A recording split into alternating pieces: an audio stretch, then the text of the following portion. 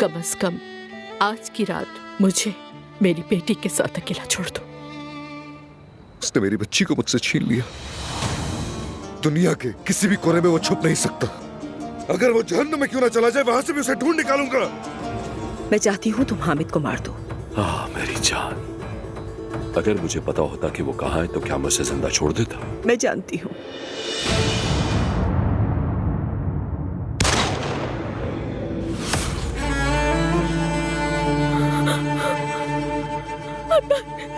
अदनान, आंखें खोलो। अदनान, आंखें खोलो, आंखें खोलो।